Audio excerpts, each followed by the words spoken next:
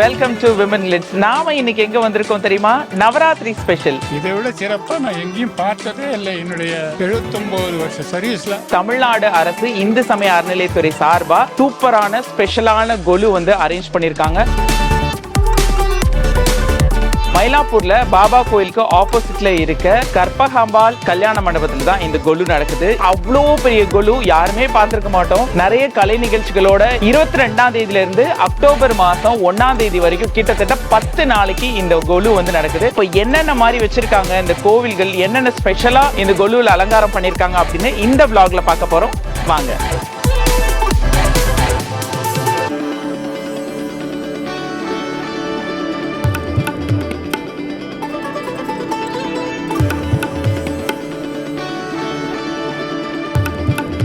இந்த கொலு வந்து நவராத்திரி கொலுவோட கான்செப்ட் என்னன்னு எல்லாருக்குமே நிறைய பேருக்கு தெரியும். அதாவது 9 நாட்கள் நடக்கும். அதுல ஃபர்ஸ்ட் 3 நாள் வந்து மலைமகள் அதாவது துர்கை, அடுத்து அலைமகள் லக்ஷ்மி, அடுத்து கலைமகள் சரஸ்வதி. 3 பேருக்கும் 9 நாள் கொண்டாடப்படுறதா இந்த நவராத்திரி ஸ்பெஷல். அதோட கடைசி நாள் தான் வந்து மகிஷாசுர மர்தினி வந்து அருள் பாலிக்கிறார் அப்படிங்கிற மாதிரி ஒரு கான்செப்ட் இது. அதோட மகிஷாசுர மர்தினியோட திருவுருவ சிலை தான் இங்க வந்து பிரதிஷ்டை பண்ணிருக்காங்க. பாம்பேல வந்து இதை வந்து ரொம்ப ஸ்பெஷல்னு சொல்லுவாங்க இந்த அம்மன் மகிஷாசுர மர்தினி. ஸோ இந்த சுவாமி பார்த்தீங்கன்னா திருமயிலை இருக்க அருள்மிகு கற்பகாம்பாள் அம்மன் வந்து இங்கே வச்சிருக்காங்க.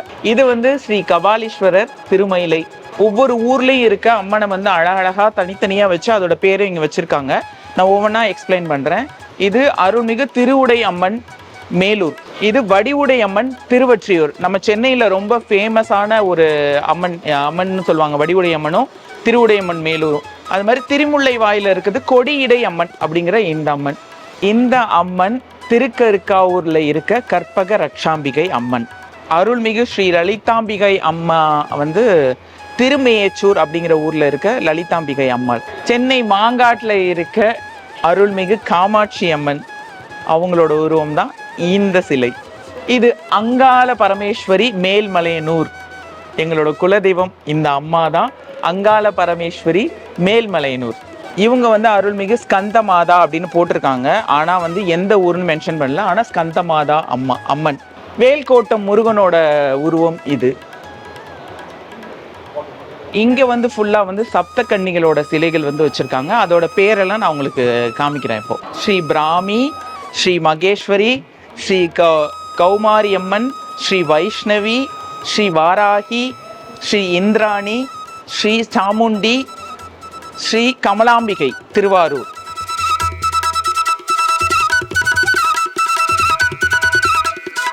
அதாவது சிவபெருமான் வந்து கிட்டத்தட்ட 108 கரணங்கள் வந்து சொல்லி இருக்கிறாரு. அதுல இருக்க 3 கரணங்களோட பொசிஷன்ஸ் தான் இங்க வந்து பிரதிஷ்டை பண்ணியிருக்காங்க. அதோட அதுல வந்து 32வது கரணம் வந்து விருச்சக ரேசிதம். இது வந்து 32வது கரணம். இது வந்து நிகுஞ்சிதம் வந்து 26வது கரணம். 108 கரணங்கள்ல இது வந்து 26வது கரணம். இது வஸ்திகம் அப்படிங்கிறது வந்து 13வது கரணம். இது 3ஐயும் வந்து இங்க வந்து அழகா வந்து டிஸ்பிளேல வச்சிருக்காங்க. இவங்க வந்து ஸ்ரீவில்லிபுத்தூர் ஆண்டாள் கிளி வச்சுட்டு ரொம்ப அழகா இருக்காங்க. ஸ்ரீவில்லிபுத்தூர் ஆண்டாளோட உருவம் இது. மண்டைக்காடு அப்படிங்கிற ஒரு ஊர்ல இருக்கிற பகவதி அம்மனோட சிலை தான் இது. குலசேகரப்பட்டினம்ல இருக்க முத்தாரம்மனோட சிலை தான் இது. இது வந்து தூத்துக்குடி மாவட்டத்துல இருக்கு. திருவானைக்காவல்ல இருக்கிற அகிலாண்டேஸ்வரி, ஸ்ரீ அகிலாண்டேஸ்வரியோட அழகான உருவம் தான் இது. திருவானைக்காவல் அம்மன் இது. இவங்க வந்து ஸ்ரீ பகவதி அம்மன் கன்னியாகுமரி. இவங்க வந்து ரொம்ப ரொம்ப ஃபேமஸான பட்டீஸ்வரம் துர்கை அம்மன்.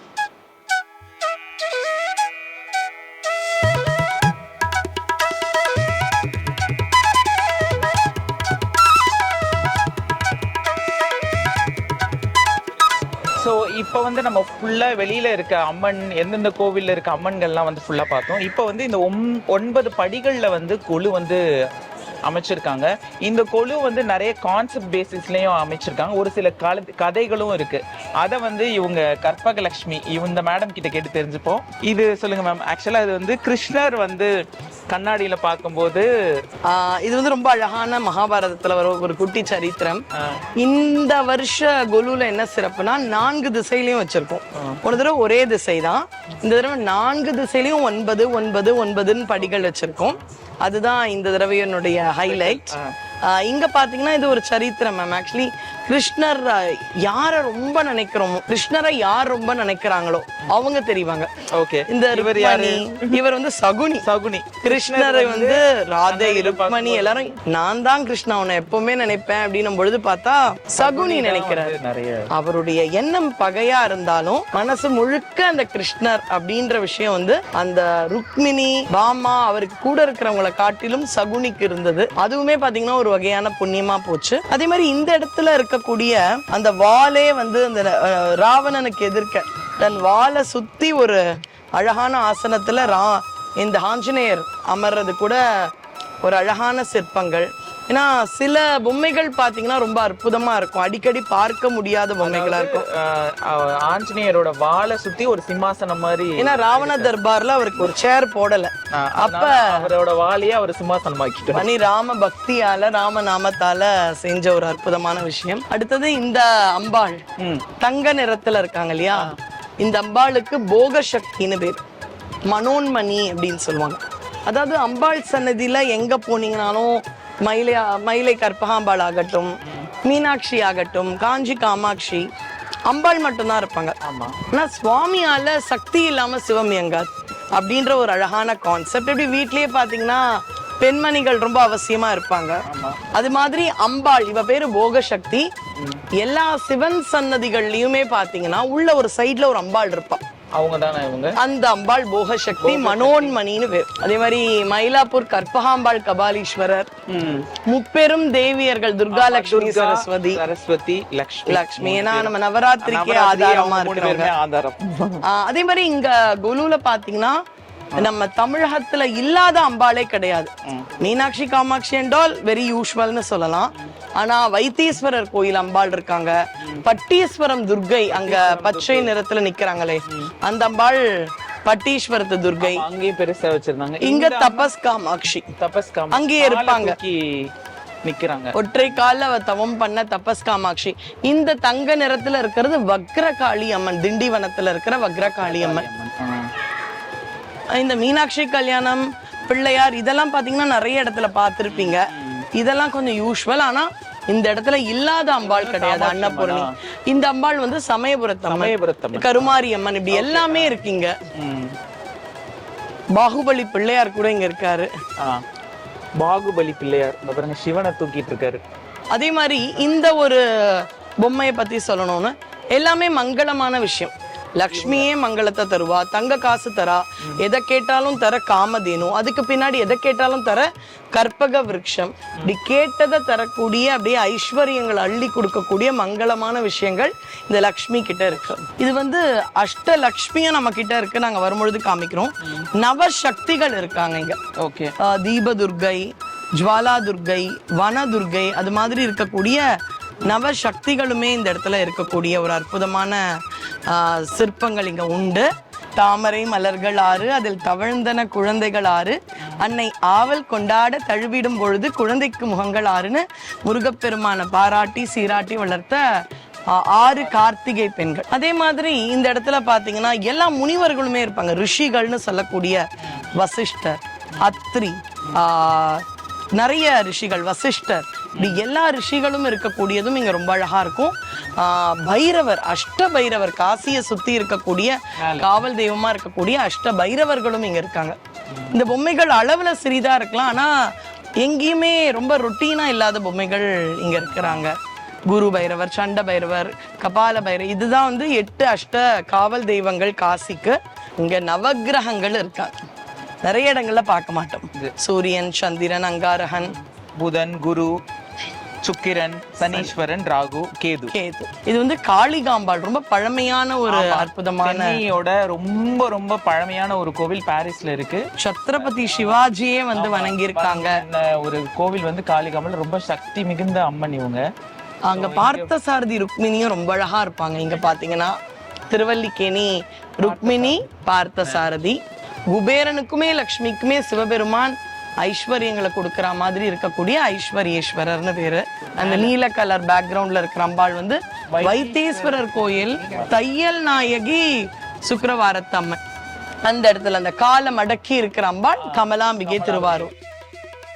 அப்புறம் மேல பாத்தீங்கன்னா முப்பெரும் தேவியர்கள் மும்மூர்த்திகளோட இருக்கக்கூடிய சிற்பங்கள். நடராஜர் அங்க இருக்கார். இங்க 30 முக்கோடி தேவர்களும் வாசம் சேர கோமாதா. இங்க வந்து பாத்தீங்கன்னா அம்பாள் சிங்கவாகினியா அருள் பாலிக்கிற மாதிரியான ஒரு அற்புதமான திருவுருவச் சிலை.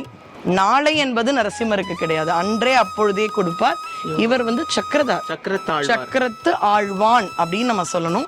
நீங்க பாத்தீங்கன்னா மூமெண்ட்லயே இருக்கும் அந்த கால். எப்ப கேட்டாலும் ஓடி வர அவர் ஆயத்தமா இருப்பார். எப்படி நரசிம்மர் உடனே ஓடி வருவாரோ அது மாதிரி சக்கரத்தாழ்வானும் அந்த கால் ஆயத்தமா இருக்கிற மாதிரி. சுதர்சனம் எப்படி முருகன்னா வேலோ, திருமால்னா அவருடைய அந்த சுதர்சனம் அப்படின்ற சக்கரம். மேல பாத்தீங்கன்னா அப்படியே ராம தர்பார், ராம லக்ஷ்மண சீதை அப்படின்ற ஆஞ்சநேயரோடது இருக்கும்.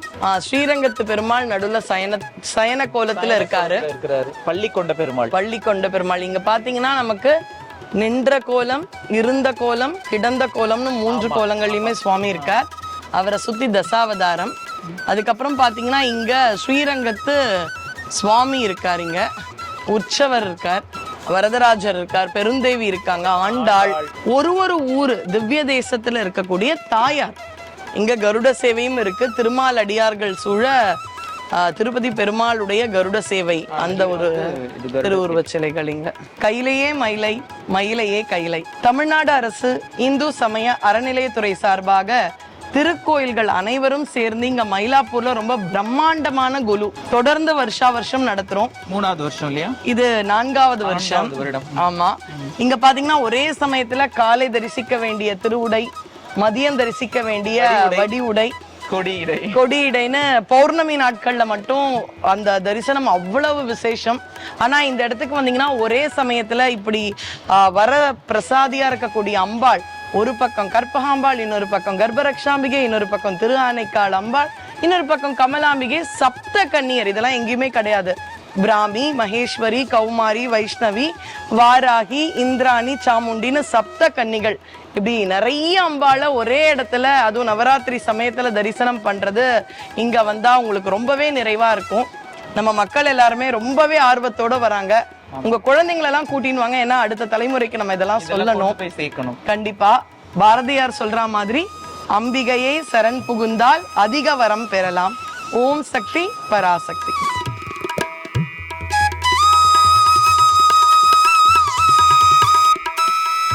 சார் உங்க பேரு? என் பேர் கண்ணன். சாரதாம்பாள் ஃபர்ஸ்ட் ஸ்ட்ரீட்ல இருக்க 8ஆம் நம்பர் வீட்டில் இருக்கா. ஓகே. இங்கே வந்து மயிலாப்பூரில் வந்து இந்த குழு வந்து பார்த்தீங்களா, இந்த தமிழ்நாடு அரசு இந்து சமய அறநிலையத்துறை சார்பாக இப்படி ஒரு பிரம்மாண்டமான குழு ஒன்று பார்த்தீங்க. எப்படி இருக்கு உங்களுக்கு? ரொம்ப நல்லா இருக்கு. இதை விட சிறப்பாக நான் எங்கேயும் பார்த்ததே இல்லை என்னுடைய 79 வருஷ சர்வீஸ்ல. ஓகே. இது வரைக்கும் பார்த்ததே இல்லை. இது ரொம்ப நல்லா இருக்கு. எல்லா சுவாமி, எல்லா அம்பாலும் ஒரே இடத்துல பாக்குறதுங்கிறது ரொம்ப பெரிய விஷயம். எனக்கு ரொம்ப சந்தோஷமா இருக்கு. உட்காந்து பகவான் அனுகிரகம் பண்ணியிருக்கான். வந்து எல்லாத்தையும் பாக்குறதுக்கு உட்காந்து எல்லாரும் வந்து பார்க்கணும், எல்லாருக்கும் இது கிடைக்கணும், இந்த அனுகிரகம் உட்காந்து.